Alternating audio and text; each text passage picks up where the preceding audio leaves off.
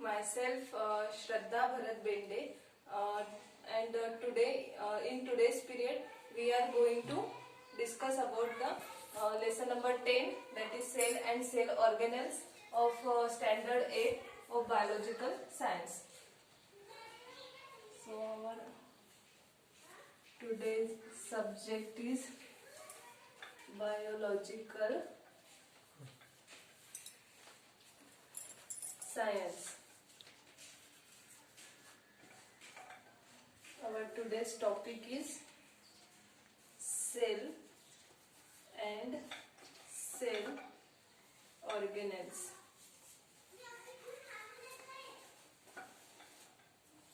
And our subtopic is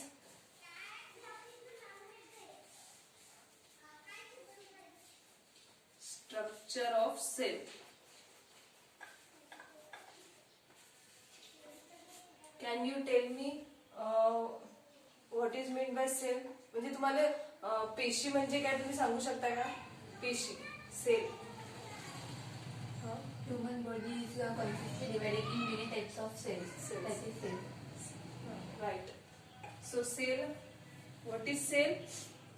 Cell is nothing but the basic structural and functional unit of living organisms. So suppose we know that cell is the basic unit. When many cells come together, then it form tissue. When many tissues come together, then it form organs. When many organs come together, then it form organ system. म्हणजे खूप साऱ्या cells एकत्रित आल्या की त्याच्यापासून काय तयार होते? टिश्यू तयार होते. जेव्हा खूप सारे टिश्यूज एकत्र येतात तेव्हा त्याच्यापासून एखादा ऑर्गन तयार होतो. सपोज आता ऑर्गनचे एक्झाम्पल म्हटलं तर किडनी, लिव्हर, ब्रेन, हे काय? These are the organs in our body. And when many organs come together, then it form organ system. And when many organ systems combine together, then it form complete living organism.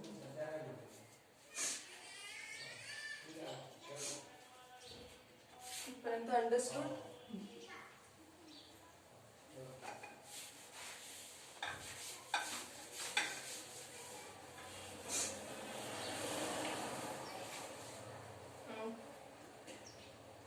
कोणी हा जो sequence मी आता सांगितला कोणी draw करू शकेल का?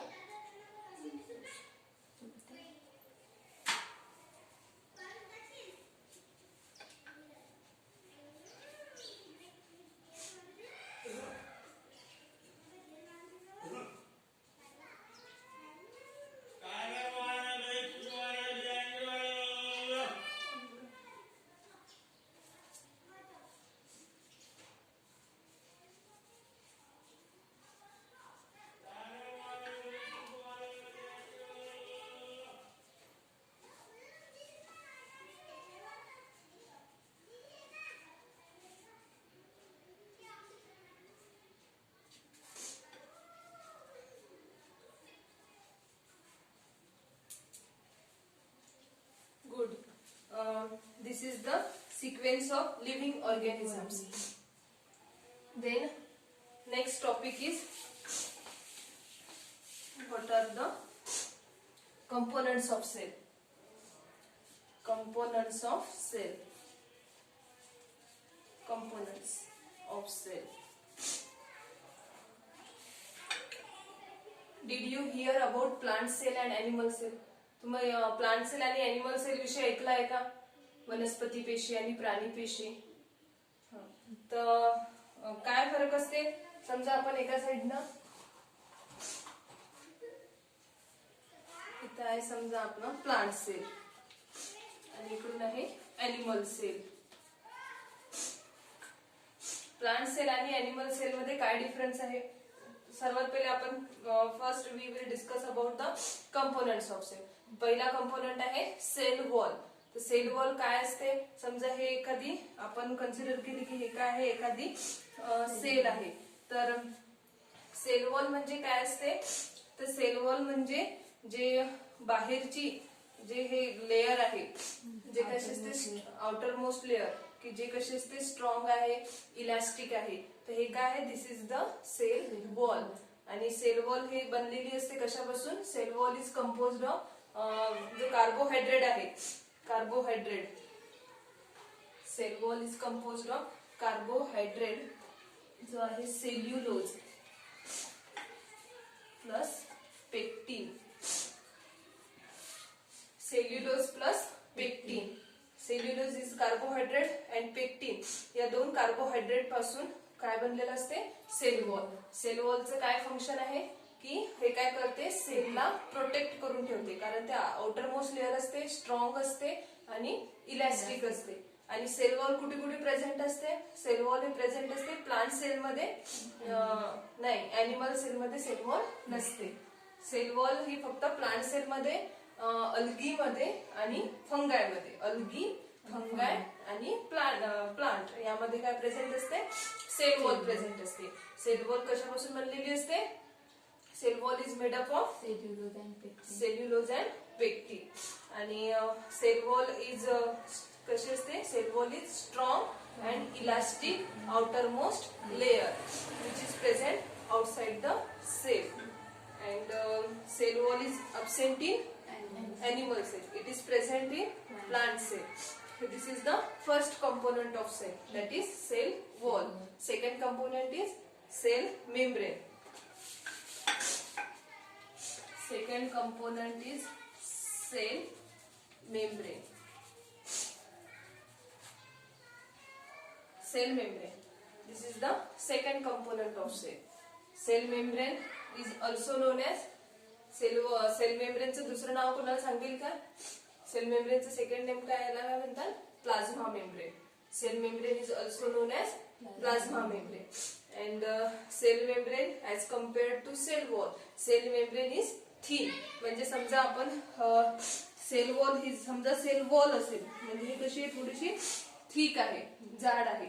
तर सेल मेम्ब्रेन ही कशी असते, थोडीशी थिन असते म्हणजे पातळ असते.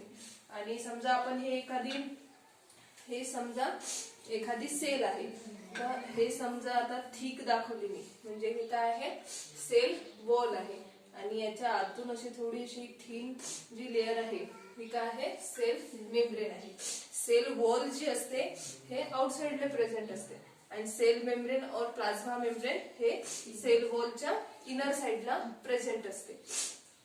जसं सेल वॉलचं फंक्शन काय आहे की टू प्रोटेक्ट द सेल, तसं प्लाझ्मा मेम्ब्रेनचं काय काम आहे, plasma membrane is known as selectively permeable. What is mean by selectively permeable, selectively permeable म्हणजे plasma membrane allows only those substances to enter in the cell which are useful for the cell. म्हणजे plasma membrane काय करते की तेच पदार्थ की जे सेलसाठी कामाचे आहेत, उपयोगी आहेत. जसं वॉटर आहे H2O, आपल्याला माहित आहे वॉटरचा मॉलिक्युलर फॉर्म्युला H2O बरोबर. त्याच्यानंतर सॉल्ट आहे, त्यानंतर काही मिनरल्स असतात, काही न्यूट्रिएंट्स असतात जे सेलसाठी युजफुल आहे. तर फक्त त्यालाच आतमध्ये काय देते, सेल मेम्ब्रेन एंट्री देते, आतमध्ये येऊ देते. आणि बाकीचे जे हार्मफुल सबस्टन्सेस आहेत सेल मधले, तर हार्मफुल सबस्टन्सेस म्हणजे जसं फॉर एक्झाम्पल कार्बन डायऑक्साईड म्हणजे काय आहे, CO2.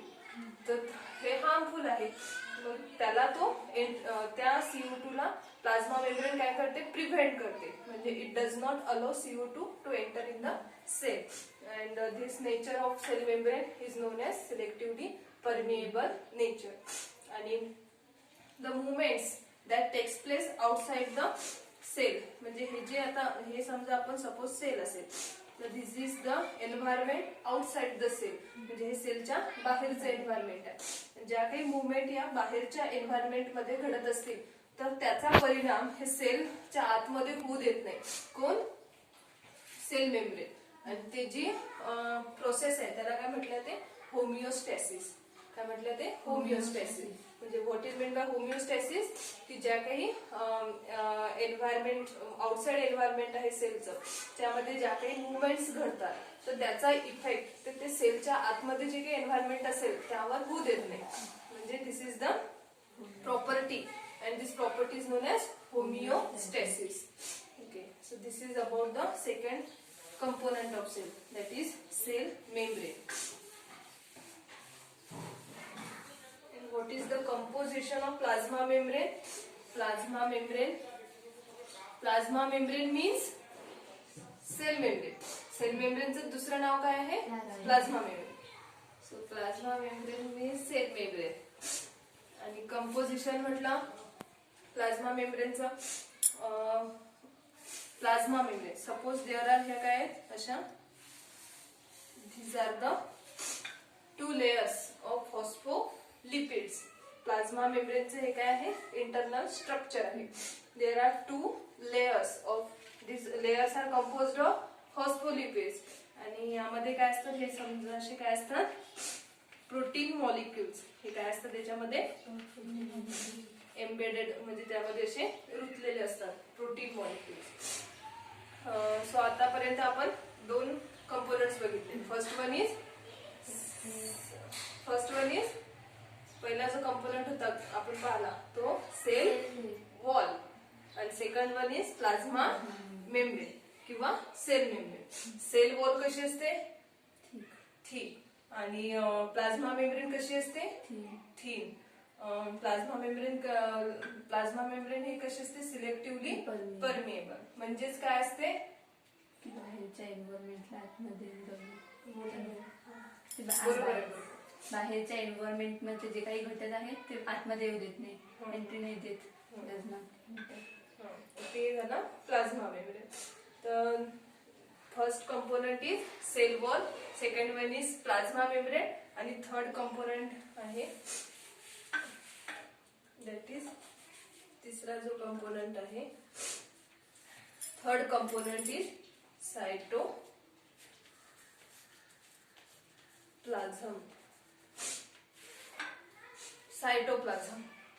सायटोप्लाझम काय असते? तर एक समजा आता आपण हे एक सेल काढली.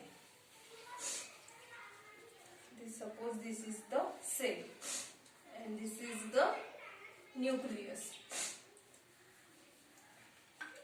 समजा हा आहे न्यूक्लियस, हे आहे समजा ॲनिमल सेल असेल तर हे काय असेल? Plasma membrane. कारण ॲनिमल सेल मध्ये सेल वॉल नसते. आणि समजा हे जर प्लांट सेल असेल तर हे काय असेल? सेल वॉल असेल. आणि याच्या आतली जी आहे, समजा आपण प्लांट सेल म्हटलं तर हे जे बाहेरची आहे हे असेल सेल वॉल, आणि ही जी आतली लेअर आहे ही असेल सेल मेम्ब्रेन किंवा प्लाझ्मा मेम्ब्रेन. आता हा जो सेंटरचा आहे, सपोज आता हा सेंटरचा काय आहे? न्यूक्लियस आहे. मग आता न्यूक्लियस टू सेल मेम्ब्रेन और प्लाझ्मा मेम्ब्रेन इथपर्यंत जे डिस्टन्स आहे, या डिस्टन्स मध्ये जे काय असते? असं एखादं फ्लुइड असते, एखादं द्रव्य. फ्लुइड म्हणजे काय? द्रव्य. म्हणजे एक ते काय, ते जे फ्लुइड आहे त्याला काय म्हणतो आपण? Cytoplasm. From nucleus to cell membrane there is a fluid that is sticky substance. असा एक चिकटचा पदार्थ असतो. तर तो पदार्थ कुठला असतो? Cytoplasm. And in this fluid many cell organelles.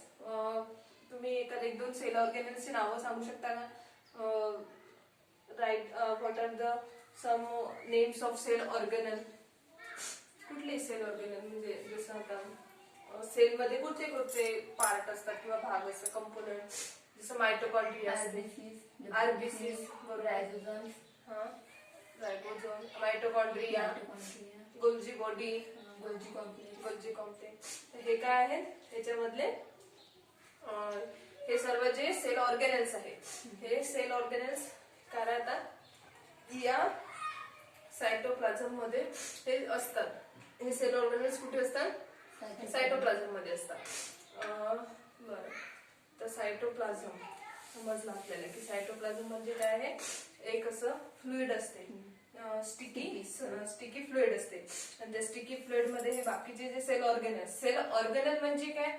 आता हे जे सांगितले दीप्तीने की mitochondria, Golgi complex, ribosomes, then nucleus, हे सर्व काय आहे? सेल ऑर्गेनेल्स आहे. मग हे जे सेल ऑर्गेनेल्स आहेत त्या सेल ऑर्गेनेल आपण काय म्हणतो? कारण प्रत्येकाकडे इच जे सेल ऑर्गेनेल आहे has some definite function to perform. म्हणजे प्रत्येकाकडे काय एक विशिष्ट असं फंक्शन आहे. म्हणजे मायटोकॉन्ड्रियाचं एक वेगळं फंक्शन आहे. Mitochondria is known as powerhouse of the cell. म्हटलं ना मायटोकॉन्ड्रिया, कारण मायटोकॉन्ड्रिया काय करते, स्टोअर करते एनर्जी. आणि एनर्जीचं काय काम असते सेलला पूर्ण, कारण की सेल पूर्ण आपली बॉडीची दिवसभर आपण फंक्शन करतो त्यासाठी एनर्जी लागते. ते एनर्जी कुठं स्टोअर करून ठेवलं जाते सेलमध्ये, जो मायटोकॉन्ड्रिया असते त्या मायटोकॉन्ड्रियामध्ये. म्हणजे मायटोकॉन्ड्रियाचं फंक्शन काय आहे, mitochondria is powerhouse of the cell. Mitochondria is nothing but cell organelle. Cell organelle म्हणजे काय की organelle which has definite and specific function to perform. This is known as cell organelle. What are the three components of cell? आतापर्यंत जे आपण बघितले ते कोणते कोणते 3 कंपोनंट बघितले सेलचे? मेम्ब्रेन, हा प्लाझ्मा मेम्ब्रेन आणि सायटोप्लाझम. हा बरोबर. सेल वॉल, प्लाझ्मा मेम्ब्रेन आणि सायटोप्लाझम. तर दिव्या तू आता ड्रॉ कर एखादी, जशी मी ड्रॉ केली ना सेल, तशी तू एक कुठली सेल ड्रॉ कर, त्याच्यात लेबल कर की सेल वॉल कोणती, प्लाझ्मा मेम्ब्रेन कोणतं आणि सायटोप्लाझम कोणतं.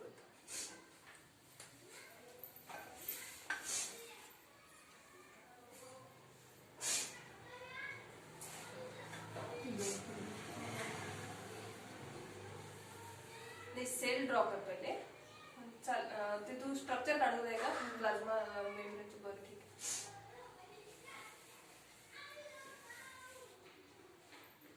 ठीक आहे.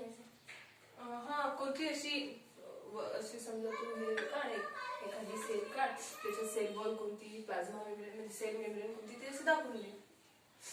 सपोज आता एखादी गोल हे समजा आहे सेल, त्याच्यातली सेल वॉल कोणती आहे, ही जी आहे ही काय आहे सेल वॉल. नाव देता येते बरं, सेल वॉल.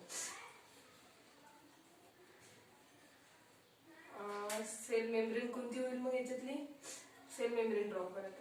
सेल मेम्ब्रेन कुठे असते, इनर साइडला.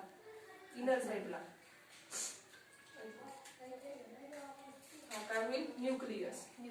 सेंटरला असते न्यूक्लियस.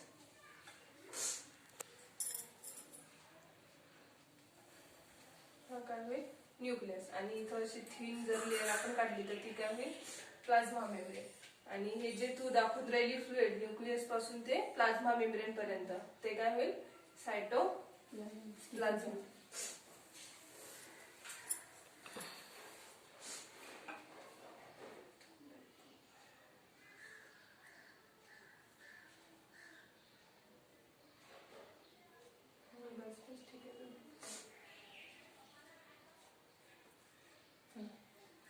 तर हे काय होईल cytoplasm.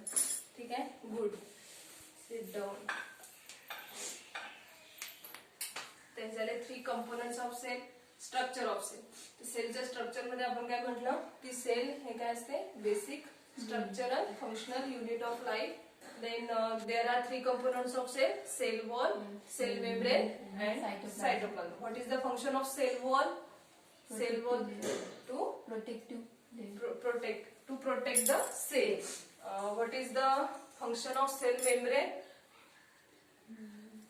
Selectively permeable. Means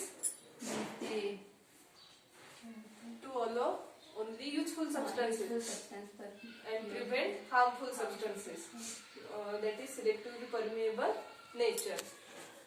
Then third one is cytoplasm.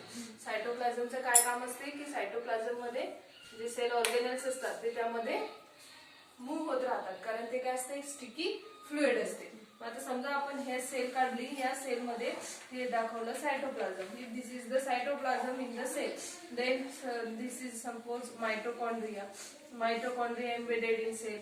This is the Golgi body. This Golgi body also embedded in cell. And the part of cytoplasm other than organelle is known as cytosol.